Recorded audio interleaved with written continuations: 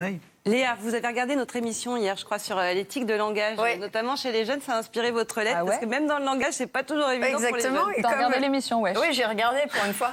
Et là, en plus, je me suis dit, bon, on allait parler des enfants, justement, qui, à mon avis, vont avoir aussi des tics de langage assez rapidement. Ouais. Donc, j'ai décidé d'écrire une lettre aux tics de langage, moi aussi. Cher tic de langage, je vous écris cette lettre parce que, sérieux, on va pas faire genre, mais au jour d'aujourd'hui, les tics de langage, j'avoue, c'est abusé en vrai, tu vois. Moi, personnellement, je trouve qu'il y en a trop, t'as vu. Bref, voilà, ça y est, ça c'est fait, ça c'est dit. En fait, les tics de langage, on va dire que vous êtes comme des tout petits mots ou des mini-expressions qui peuvent être atrocement pénibles, qui reviennent sans arrêt et dont on n'arrive pas à se débarrasser. Vous pouvez d'ailleurs rendre les gens complètement fous. En fait, vous êtes les moustiques de la langue française. Voilà, vous nous cassez les oreilles. Vous êtes ce qu'on appelle les mots béquilles qui comblent le vide. À ne pas confondre avec grand corps malade qui a des béquilles et dont les mots nous comblent. Voilà, du coup, c'est différent, tu vois. Alors, ce qui est assez incroyable, cher tic de langage, c'est que les ch'tis à Cancun ou les Marseillais à Vegas sont capables de s'exprimer quasiment qu'en vous employant. Et là, Chani, elle a dit à Eduardo, non mais t'es sérieux? Ouais mais vas-y, fais pas genre de toute façon. Elle lui a dit nanani, nanana, mais vite fait à Huve. Du coup, il lui a fait style, il était grave en mode balèque, mais en vrai non. Non mais je te jure, un truc de ouf frère. Ça rend fou, c'est vrai, en vrai. D'ailleurs, cher tic de langage, le dernier de vos exemples en date, c'est bien la multiplication du mot frère, qui est plus présent dans le discours des jeunes qu'Isabelle Balkany dans les médias. C'est dire, aujourd'hui, un jeune qui parle à un pote, c'est « Hé frère, je te jure frérot, un truc de ouf frère !» Voilà, ce qui donne un peu l'impression de vivre dans une grande abbaye géante au sein de laquelle on serait tous frères, ou dans le Game of Thrones, ou alors carrément dans le Pas-de-Calais. Bref, du coup, vas-y, j'enchaîne, en fait, t'as vu.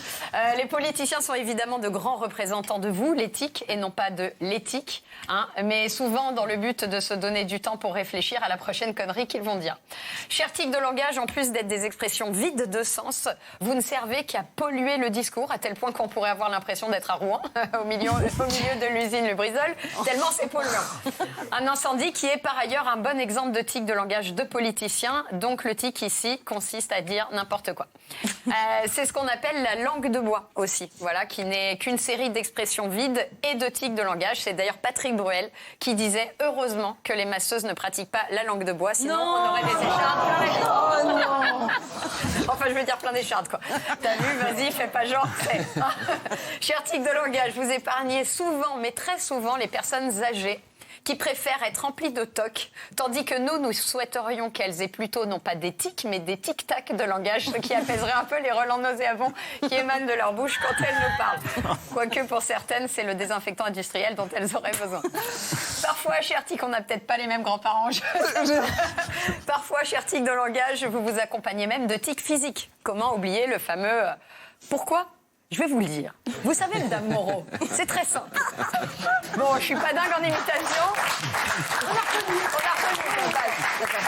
En revanche, les Canteloup, Gérard et autres Marc-Antoine Lebray se délectent des tics de langage dont ils font leur miel et c'est le fonds de commerce des imitateurs de les repérer. Par exemple, Cyril Lignac, c'est le cuisinier à tic et à toc qui répète qu'ils sont bien croquants et bien gourmands à propos de tous les plats. Voilà. Et puis, cher tic de langage, vous êtes particulièrement cultivé par les footballeurs qui regardent un peu la télé et forcément tombés sur des poncifs du genre on va prendre match après match. Et moi, je rêve toujours d'entendre le commentateur dire « Bah oui, du con, tu vas pas les jouer deux par deux. » Il y a aussi le fameux « On a perdu malgré qu'on sait qu'à ce niveau, ça se joue sur des détails. » Bah voilà, ça joue sur des détails comme la grammaire. Bref, cher tic de langage, j'arrête là cette lettre parce qu'en vrai, à l'heure qu'il est, bah, du coup, vous m'avez saoulé. Je veux dire donc bon, bah salut frère. Merci Léa. Bon.